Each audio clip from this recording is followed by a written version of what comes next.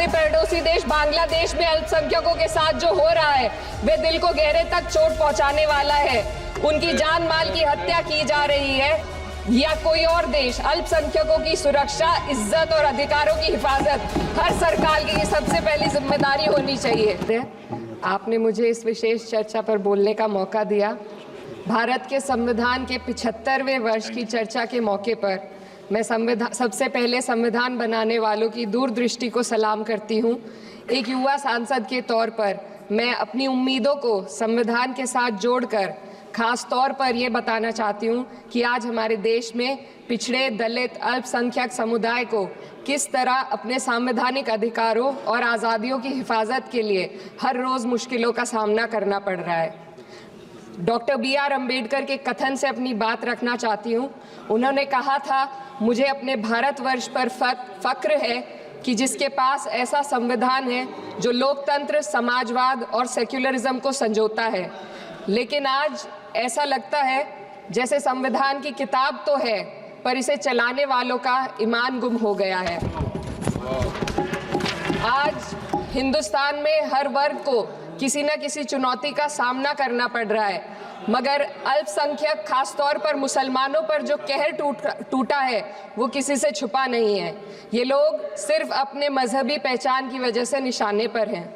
संविधान का अनुच्छेद 15 कहता है कि किसी भी नागरिक के साथ धर्म, जाति या किसी और वजह से भेदभाव नहीं होना चाहिए, लेकिन हकीकत इसके उलट है। हालात इस कदर बिगड़ चुके हैं कि hate speech, mob lynching, bulldozer द्वारा घरों को गिराने की घटनाएं आम हो गई हैं, खास तौर पर उत्तर प्रदेश में, जहां ऐसा लगता है जैसे कानून के नाम पर जंगल राज चल रहा हो। संभल में जो हुआ वो सबके सामने है। पुलिस के संरक्षण में निर्दोष लोगों की हत्या की गई और सरकार ने चुप्पी साध ली। अल्पसंख्यकों पर हिंसा बढ़ती जा रही है, मगर सत्ता में बैठे लोग या तो आंखें मूंदे हुए हैं या फिर इन घटनाओं को बढ़ावा दे रहे हैं। हद तो तब हो जाती है जब न्यायपालिका की बात भी अनसुनी कर दी जाती है। सुप्रीम कोर्ट ने मॉब लिंचिंग पर 11 सूत्रीय निर्देश जारी किए थे। इसमें साफ कहा गया था कि राज्य सरकारें और पुलिस इस तरह की घटनाओं को रोकने और दोषियों पर सख्त कार्रवाई करने के लिए जिम्मेदार हैं, लेकिन आज भी इन निर्देशों पर अमल नहीं हो रहा है। हाल ये है कि मॉब लिंचिंग को रोकने की बजाय सत्ता में बैठे लोग आग में घी डालने का काम कर रहे हैं। उनकी जुबान से ऐसी बातें निकलती हैं जो नफरत को और बढ़ावा देती है। ये अशांति अब इतनी गहराई तक फैल चुकी है कि हमारे समाज के धर्मनिरपेक्ष चरित्र पर गंभीर सवाल उठ रहे हैं। साल की शुरुआत में ही कई राज्यों में दुकानदारों को अपने नाम बोर्ड पर लगाने के लिए मजबूर किया गया। इसे सेहत और सुरक्षा के कानूनों का हिस्सा बताया गया, मगर असल मंशा कुछ और थी। ये कदम खास तौर पर मुसलमान दुकानदारों को निशाना बनाकर उठाया गया ताकि उनकी रोजी रोटी पर चोट की जाए। पिछले हफ्ते मुरादाबाद में एक मुस्लिम डॉक्टर को हिंदू बहुल्य मोहल्ले में घर खरीदने पर विरोध झेलना पड़ा। वजह बताई गई कि इससे मोहल्ले की सामाजिक शांति बिगड़ जाएगी। अब आप ही बताइए, क्या ये वजह सही है, जायज है? असल में ये छोटी बड़ी घटना इस बात का सबूत है कि सांप्रदायिकता को बढ़ावा देने वाले बयान और नीतियां हमारे समाज को अंदर से खोखला कर रही है। उत्तर प्रदेश में यति नरसिंहन ने बेहद घटिया बयान दिया, लेकिन सरकार इन बयानों पर कोई कार्रवाई नहीं कर रही। हेट स्पीच न केवल जनमानस के विचारों को प्रदूषित करती है, बल्कि इससे अब संवैधानिक पदों पर बैठे लोगों को भी प्रभावित कर दिया है। अभी हाल ही में माननीय उच्च न्यायालय इलाहाबाद के माननीय न्यायाधीश ने ऐसे बयान दिए जिसका संज्ञान खुद सुप्रीम कोर्ट को लेना पड़ा।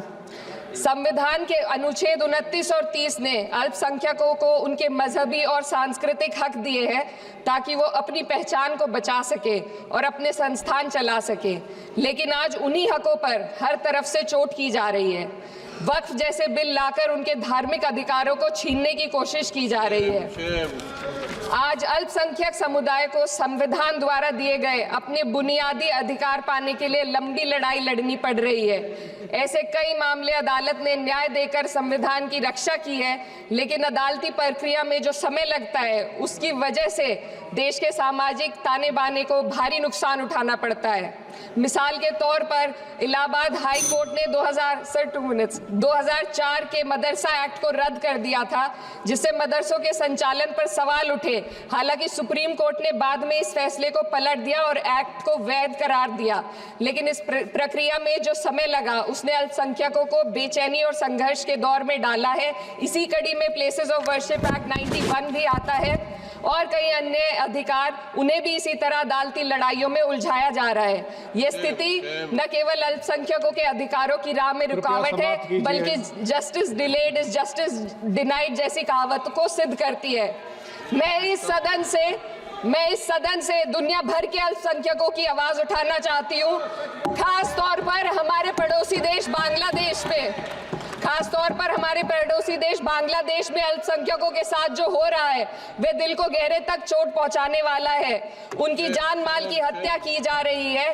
बांग्लादेश हो या हिंदुस्तान हो या कोई और देश, अल्पसंख्यकों की सुरक्षा, इज्जत और अधिकारों की हिफाजत हर सरकार की सबसे पहली जिम्मेदारी होनी चाहिए। मैं इस सदन से अपने देश के अल्पसंख्यकों के साथ बांग्लादेश के पीड़ित अल्पसंख्यकों की आवाज को एक साथ उठाना चाहती हूँ। ये वक्त की पुकार है कि हम सब मिलकर ये सुनिश्चित करें कि किसी भी इंसान को उसकी पहचान या मजहब के कारण डर कर जीने पर मजबूर ना होना पड़े। जहाँ हक छीने जाते हैं वहाँ अमन खो जाता है। ये बात हर सरकार को समझनी चाहिए। अगर हम सच में अपने संविधान का सम्मान करना चाहते हैं तो हमें नफरत और भेदभाव को खत्म करना होगा। हमें ये दिखाना होगा कि ये मुल्क हर वर्ग, हर जाति, हर धर्म और हर समुदाय का है, और जब तक ऐसा नहीं होगा तब तक संविधान की आत्मा सिसकती रहेगी। सर, अपनी बात को खत्म करते हुए मैं एक शेर अर्ज करना चाहती हूँ। ये दाग दाग उजाला, ये शब गजीदा शहर, वो इंतजार था जिसका ये वो शहर तो नहीं। लेकिन अगर इस सदन में बैठे हम सभी सदस्य ये ठान ले कि हमें संविधान के मूल्यों को लागू करना है और उसे लागू करने का प्रयास करें, तो वह सुबह जरूर आएगी जिसके लिए लाखों भारतवासियों ने अपने जानों की कुर्बानी दी थी। और पर हमारे पड़ोसी देश बांग्लादेश में अल्पसंख्यकों के साथ जो हो रहा है वे दिल को गहरे तक चोट पहुंचाने वाला है। उनकी जान माल की हत्या की जा रही है या कोई और देश, अल्पसंख्यकों की सुरक्षा, इज्जत और अधिकारों की हिफाजत हर सरकार की सबसे पहली जिम्मेदारी होनी चाहिए। आपने मुझे इस विशेष चर्चा पर बोलने का मौका दिया। भारत के संविधान के 75वें वर्ष की चर्चा के मौके पर मैं सबसे पहले संविधान बनाने वालों की दूरदृष्टि को सलाम करती हूँ। एक युवा सांसद के तौर पर मैं अपनी उम्मीदों को संविधान के साथ जोड़कर खास तौर पर ये बताना चाहती हूँ कि आज हमारे देश में पिछड़े, दलित, अल्पसंख्यक समुदाय को किस तरह अपने संवैधानिक अधिकारों और आज़ादियों की हिफाजत के लिए हर रोज़ मुश्किलों का सामना करना पड़ रहा है। डॉक्टर BR अम्बेडकर के कथन से अपनी बात रखना चाहती हूँ।